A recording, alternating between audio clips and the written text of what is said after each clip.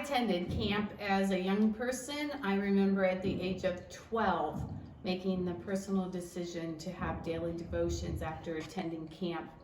I then went back to camp as a counselor for 3 years.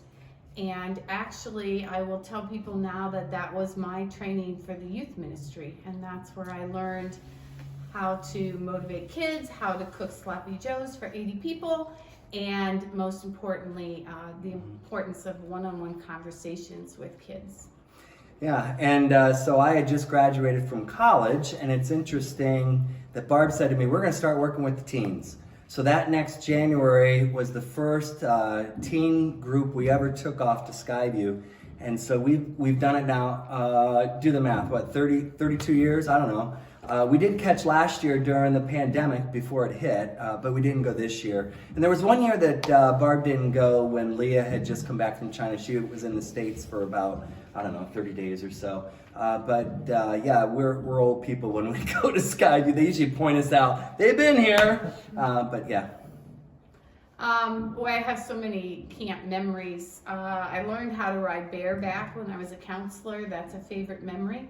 I was a rodeo clown for 2 summers. That's something that most people find kind of crazy.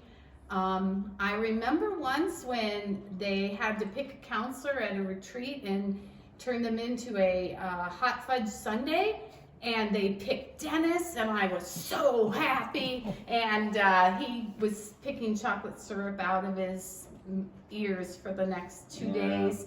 And but probably the best memory, or my favorite thing about taking kids to camp, is just watching them worship wholeheartedly with other teenagers and lift their hearts up to God, and not feel alone, feel like they're among their peers, and the worship is just amazing.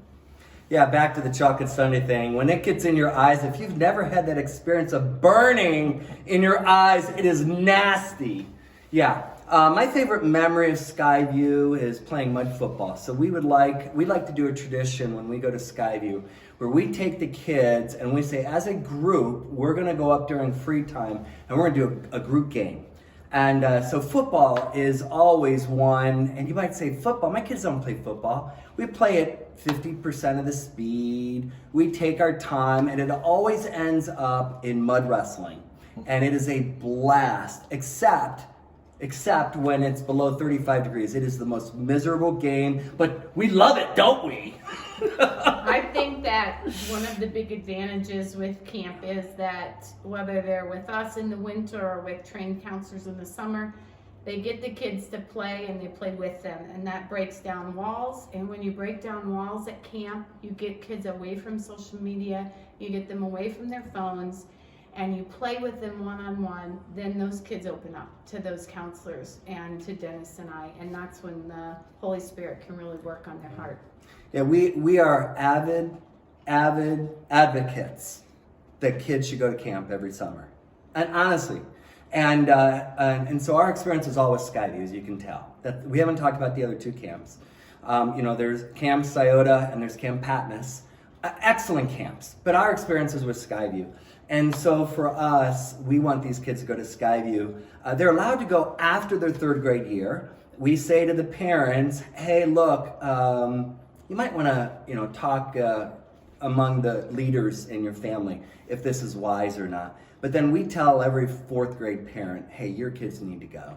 This is really a life-changing experience. And thank you, everyone, as we try to raise $200. Oh, I made a mistake. Can we start over? We're at the end, right? Dan? God bless everyone. Thank you so much. Remember, today is your last day to give towards Skyview, Scioto, and Camp Patmos. Thank you for your prayerful participation. Give me knuckles.